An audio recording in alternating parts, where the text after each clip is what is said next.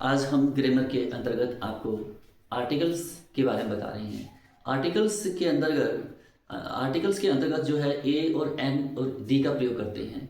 तो दे भी होता है उसका उच्चारण और दी भी होता है, बड़ी दी भी होती है। तो स्वर वाले अगर अगर किसी संज्ञा की शुरुआत जो है स्वर से हो रही है तो उसके आगे अगर दे लगा दिया, टी एच ई लगा दिया, तो इसका उच्चारण रहेगा दी, छोटी दी रहेगा।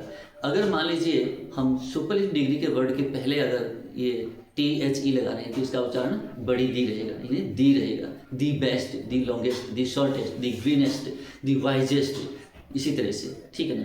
तो दी फैटेस्ट, इसी तरह से जो, यानी कि विशेषण शब्द के अंत में जब हम ई एस टी लगाते हैं तो उसके पहले हमें टी एच ई लगाना पड़ता है, दी लगाना पड़ता है, तो इसका उच्चारण रहेगा दी। अगर मान लीजिए व्यंजन ध्वनि वाले संज्ञा, अगर संज्ञा की शुरुआत व्यंजन ध्वनि से हो रही है, अगर उसके पहले हम टी एच ई लगा रहे हैं तो इसका उच्चारण रहेगा दे। ये बात ध्यान में रखिएगा। तो दे भी होता है, छोटी दी भी होती है, बड़ी दी भी होती है, इसका उच्चारण, ठीक है ना। और कई बार दा कहते हैं ना, दा टेबल, दा चेयर, दा कुछ नहीं होता। चलिए आगे देखते हैं। तो सबसे पहले हम आपको बताने वाले हैं कि आर्टिकल कितने प्रकार के होते हैं। आर्टिकल केवल दो प्रकार के होते हैं। तो आर्टिकल दो प्रकार के होते हैं। तो पहला है इंडेफिनिट आर्टिकल। Indefinite articles. तो इसमें एक तो होता है ए मीन्स क्या होता है, एक, ए मीन्स एक। तो दूसरा होता है एन मीन्स एक। दोनों का हिंदी जो है तो एक, यानी कोई वस्तु एक है तो हम ए भी लगाएंगे, ए लगा सकते हैं, या हम एन भी लगा सकते हैं। अगर उस संज्ञा की शुरुआत, अगर संज्ञा की शुरुआत व्यंजन ध्वनि से हो रही है तो हम ए का प्रयोग करेंगे, बशर्ते कि वो एक वचन में होना चाहिए संज्ञा। और अगर स्वर ध्वनि से शुरू हो रही है तो हम उसके पहले एन का प्रयोग करेंगे, अनिश्चित संज्ञा के पहले। बात ये है। तो दूसरा जो है वो है डेफिनेट आर्टिकल। Definite article.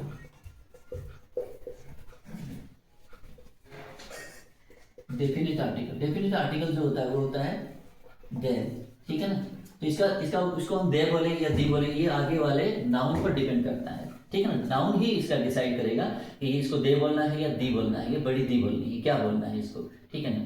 और वैसे अगर हम किसी बात पर जोर देना चाहते हैं तो दी कह सकते हैं। जैसे मान लीजिए दी बस, दी ट्रेन, दी वर्ल्ड, ऐसे बोल सकते हैं, दी लगा सकते हैं, कोई दिक्कत नहीं है, दी बोल सकते हैं। अगर हम उस बात पर, उस पॉइंट पर जोर देना चाहते हैं तब हम दी का प्रयोग करते हैं। आगे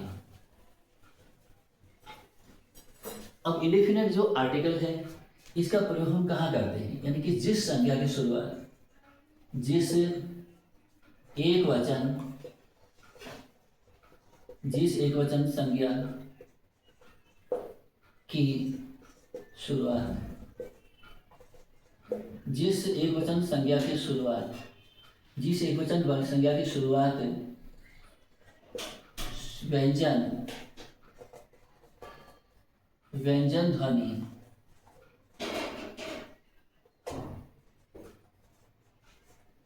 ध्वनि, जिस एक वचन संज्ञा की शुरुआत व्यंजन ध्वनि वाले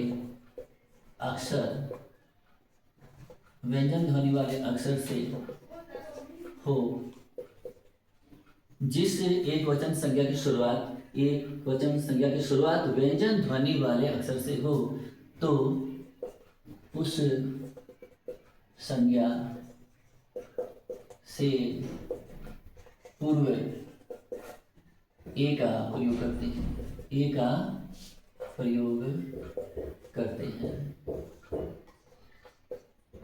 किसका प्रयोग करते हैं, ए का प्रयोग करते हैं। तो ये तो हो गई छोटी सी। अब व्यंजन ध्वनि वाले अक्षर कौन से हैं, कै है, जैसे मान लीजिए ख है, जैसे ग है, जैसे घ है, जैसे अड़े है, ठीक है ना। इसी तरह से हम कहाँ तक चलेंगे, अक्षय ज्ञानी तक, ठीक है ना। अक्षय और के ज्ञानी, ठीक है ना, यहाँ तक चलते हैं। तो अब क्या करना है कि क ख ग घ ड़ च छ ज झ इ, तो यहाँ से लेकर सारे अक्षर, जो जितने भी अक्षर हैं गे ज्ञानी तक, ठीक है ना, ये सारे अक्षर जो है ये व्यंजन वाले अक्षर होते हैं ये। तो अब क्या है कि व्यंजन के अक्षर से पहले, अगर मान लीजिए व्यंजन वाले अक्षर नाउन से पहले आते हैं तो हम उसके पहले ए का प्रयोग करते हैं। जैसे मान लीजिए ए का प्रयोग करने के लिए, जैसे आप चेयर लेते हैं यहाँ CHAIR चेयर, तो इसकी शुरुआत क्या हुई, कहाँ से हो रही है, इसको क्या नाम देंगे, चेयर कहेंगे इसको, चय, पहला अक्षर क्या आ गया चेयर, तो ए चेयर। अगर मान लीजिए स्थिति कुछ ऐसी है, जैसे मान लीजिए अगर चेयर्स लिखा हुआ है तो इसके आगे ए भी नहीं लगेगा, एन भी नहीं लगेगा, ठीक है ना, तो इसके आगे क्या लग जाएगा, क्रॉस का निशान, यानी कि कुछ नहीं आएगा कहने के भाव। अगर मान लीजिए हम यहाँ लिख रहे हैं कि मैन लिख रहे हैं, MAN मैन, मैन लिख रहे हैं, तो इसकी शुरुआत किससे हुई, मैं से, तो यहाँ क्या करेंगे, अब मैन, ठीक है ना। अगर मान लीजिए हम यहाँ लेडी लिख रहे हैं, LADY लेडी लिख रहे हैं, तो यहाँ इसकी शुरुआत किससे हुई, ले से, ये भी व्यंजन है, तो यहाँ क्या होगा, ए लेडी, ठीक है ना। अगर मान लीजिए हम यहाँ ट्रे लिखना चाहते हैं, ट्रे लिख दिया तो ट्री, ठीक है ना, इसकी शुरुआत किससे हुई, टे से हुई, तो यहाँ ए ट्री हो जाएगा, ए ट्री, ठीक है ना। अगर मान लीजिए हम स्कूल लिख रहे हैं, स्कूल लिख रहे हैं, ये स्कूल लिख दिया, तो इसकी शुरुआत किससे हुई, से हुई, यानी स्कूल, ठीक है, ये भी व्यंजन है, तो यहाँ क्या होगा, ए का प्रयोग, तो ए हो गया, यानी ए स्कूल, ठीक है ना। अब इससे आगे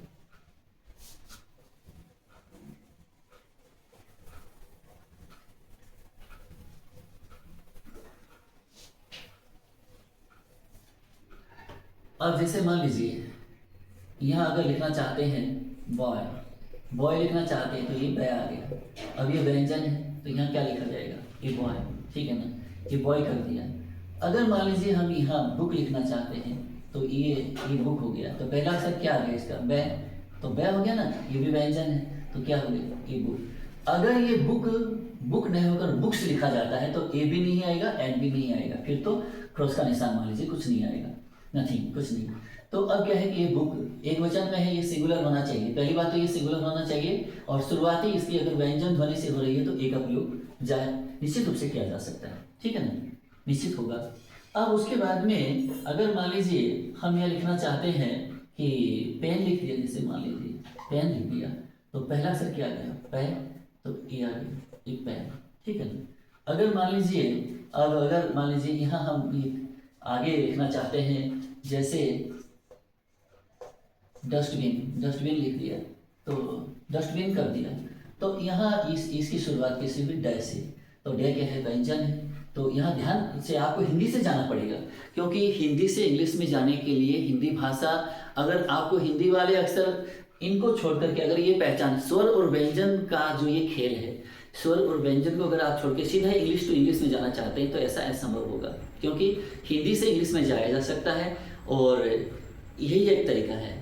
इंग्लिश में इंग्लिश का हल नहीं हो सकता है, इंग्लिश में इंग्लिश का हल आप सीख नहीं पाएंगे, कहने का भाव मेरा ये कहना है।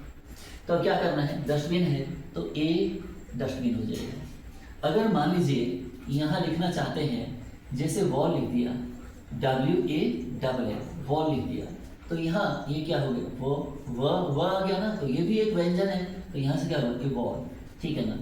अब इसके बाद में अगर मान लीजिए हम यहाँ लिखना चाहते हैं फोटोग्राफ कर लीजिए, फोटोग्राफ यानी कि फोटोग्राफ है, ठीक है ना, तो ये किससे हो गया शुरू, है से, ये हो गया फोटोग्राफ, ठीक है ना। तो अब आपको क्या करना है, यहाँ एक फोटोग्राफ हो गया। अगर मान लीजिए सिटी लिखना है, तो अब पहला अक्षर क्या आ गया, से आ गया ना, से आ गया, तो इसका क्या हो जाएगा, सिटी, तो ए सिटी हो जाएगा। अगर मान लीजिए यहाँ कंट्री लिखना है, COUNTRY, ठीक है ना, कंट्री लिखना चाहते हैं, कंट्री का पहला अक्षर किससे आया, कैसे आ गया, तो कैसे, तो यहाँ क्या हो जाएगा, ये कंट्री, ठीक है ना।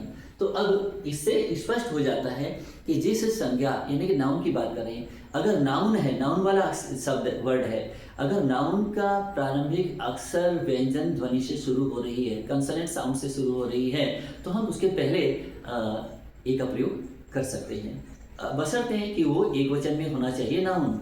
अगर बहुवचन में है तो ए का प्रयोग नहीं होगा वहाँ, क्योंकि उधर बहुवचन इधर एक वचन, तो चलेगा नहीं। अब इसके बाद अगला,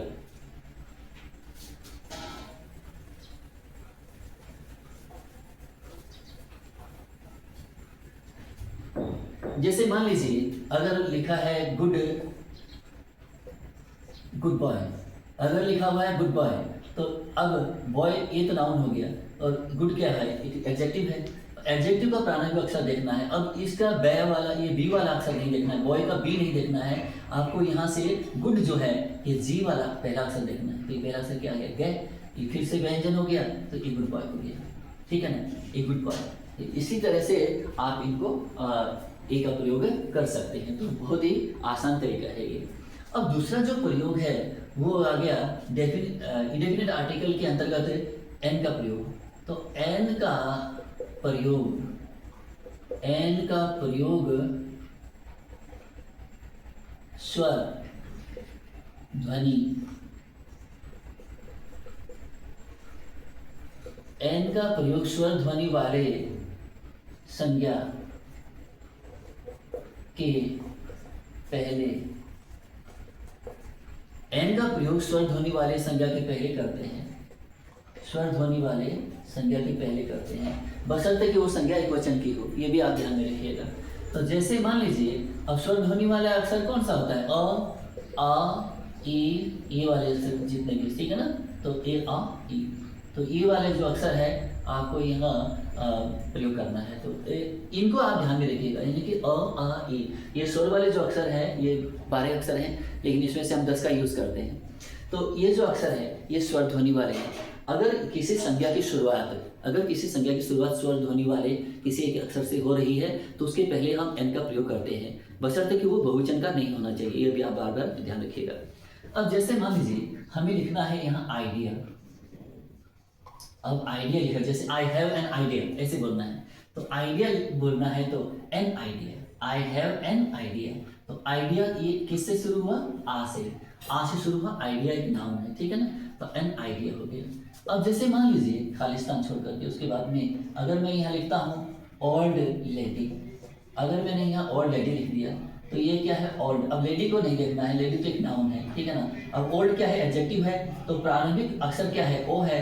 तो ओ क्या है, स्वर है, यानी ओल्ड। ओल्ड बोलेंगे ना तो ये क्या आ गया, ओ आ गया ना, ओल्ड। तो यहाँ क्या होगा, एन ओल्ड लेडी, यहाँ एन आ जाएगा, एन ओल्ड लेडी।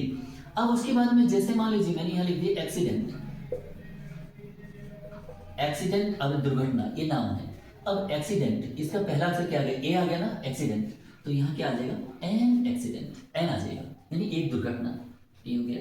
अब जैसे मान लीजिए अब आगे लिखना है अम्ब्रेला, अम्ब्रेला लिखना है। तो अम्ब्रेला, तो ये पहला अक्षर क्या आ गया, अ। अम्ब्रेला बोलेंगे इसको, यूम्ब्रेला नहीं कहा जाएगा ना, अम्ब्रेला। अम्ब्रेला तो यहाँ क्या आ जाएगा, एन आ जाएगा, एन अम्ब्रेला, ये हो गया। अब जैसे मान लीजिए यहाँ इंपॉर्टेंट लिखना चाहते हैं, इंपॉर्टेंट, ये इंपॉर्टेंट। अब इंपॉर्टेंट अगर यही इतना ही लिखा हुआ है तो इंपॉर्टेंट के पहले, इंपॉर्टेंट क्या चीज़ है, पहले तो आपको ये समझ लीजिए कोई नाउन नहीं है। इंपॉर्टेंट क्या है, एक एडजेक्टिव है। तो एडजेक्टिव के पहले ए एन का प्रयोग कभी नहीं होता, ठीक है ना। अब क्या करेंगे, यहाँ इंपॉर्टेंट लिखा है, इसके बाद में अगर लिखा है वर्क, इंपॉर्टेंट वर्क, महत्वपूर्ण कार्य, तो यहाँ आप, अब वर्क क्या है, एक नाउन है, नाउन से पहले ये विशेषण है। अब आप इस विशेषण वाले प्रारंभिक अक्षर को देखिएगा, इंपॉर्टेंट, ई से शुरू हो गया ना, इंपॉर्टेंट, तो यहाँ एन इंपॉर्टेंट वर्क हो जाएगा, यहाँ आप एन का प्रयोग कर सकते हैं।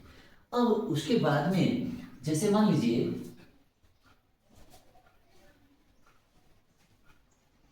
कि यहाँ एप्पल लिख दिया, जैसे एप्पल लिख दिया। अब एप्पल लिख दिया तो पहला अक्षर क्या आ गया, ए आ गया ना, एप्पल आ गया, ए लिख दिया। तो एप्पल क्या है, फल, एक फ्रूट का नाम है। तो यहाँ क्या करेंगे, एन एप्पल हो गया, एन एप्पल हो गया।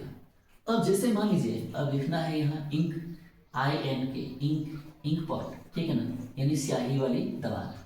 तो यहाँ इंक पॉट लिखा है, तो इंक पॉट, तो ये ई आ गया, ई क्या है, स्वर है। तो यहाँ हम किसका प्रयोग करेंगे, एन का, एन इंक पॉट हो गया, ठीक है ना। अब जैसे मान लीजिए हम यहाँ इंपॉर्टेंट लिख चुके हैं, अब इंटेलिजेंट लिखना है, INTELLIGENT, इंटेलिजेंट लिखा है। इंटेलिजेंट अपने आप में क्या चीज़ है, ये एडजेक्टिव है। तो एडजेक्टिव के पहले तो हम एन का प्रयोग कर नहीं सकते, न ए का प्रयोग होगा ना एन का प्रयोग होगा। तो क्या है, इंटेलिजेंट एक एडजेक्टिव वर्ड है। एडजेक्टिव यानी ये तो सुंदरता दिखा रहा है कि वो इंटेलिजेंट है, बुद्धिमान है वो, ठीक है ना, बुद्धिमान दिखाने वाला, यानी एक ऐसा वर्ड है जो उसको बुद्धिमान होने को दर्शाता है। ये एडजेक्टिव है, विशेषता है किसी संज्ञा की। तो यहाँ जैसे इंटेलिजेंट लेडी लिखना है, इंटेलिजेंट लेडी, तो आपको पहला अक्षर देखना पड़ेगा। अब लेडी के इधर इधर एल पर मत जाइएगा, यहाँ आपको यहाँ नहीं जाना है, संज्ञा पर नहीं जाना है, आपको इस एडजेक्टिव का प्रारंभिक अक्षर देखना है। इंटेलिजेंट लेडी, तो यहाँ आप क्या लिखेंगे, एन इंटेलिजेंट लेडी, ये हो गया। अब जैसे मान लीजिए ये हो गया। अब अगर आप लिखना चाहते हैं कि एजुकेटेड बॉय, जैसे मान लीजिए आप, कई बार ऐसा भी आ जाता है एजुकेटेड बॉय, पढ़ा लिखा लड़का, ठीक है ना, शिक्षित लड़का मान लीजिए। तो एजुकेटेड, तो यहाँ फिर से ए आ गया ना, एजुकेटेड। तो आपको ये एजुकेटेड क्या है, आपको लगता है कि ये थर्ड फॉर्म है। हाँ थर्ड फॉर्म है, लेकिन ये थर्ड फॉर्म की लिस्ट में भी जो है विशेषण, जो एडजेक्टिव के वर्ड होते हैं, ये एडजेक्टिव है, नाउन से पहले आ गया वो एडजेक्टिव है, और थर्ड फॉर्म के रूप में आपको दिखाई दे रहा है, लेकिन ये है एडजेक्टिव। तो एजुकेटेड बॉय यानी शिक्षित लड़का, ठीक है ना। तो यहाँ क्या लिखना है, एन एजुकेटेड बॉय, तो एन एजुकेटेड बॉय। इस तरह से हम ए और एन का प्रयोग करते हैं। तो अगर नाउन की, अगर स्पष्टीकरण ये है कि नाउन के अगर नाउन है, अगर उसकी शुरुआत है वो व्यंजन ध्वनि से हो रही है, तो हम ए का प्रयोग करते हैं। अगर नाउन की शुरुआत जो है व्यंजन ध्वनि से नहीं हो रही है, स्वर ध्वनि से हो रही है, और वो एक वचन में भी है, तो हम वहाँ एक नहीं करेंगे, वहाँ एन का प्रयोग करेंगे। तो द का जो प्रयोग है, यानी दी का जो प्रयोग है, हम अगले वीडियो में आपको बताएंगे। आज के लिए बस इतना ही। वीडियो कैसा लगा आप देखिएगा और इसे पढ़िएगा बार बार।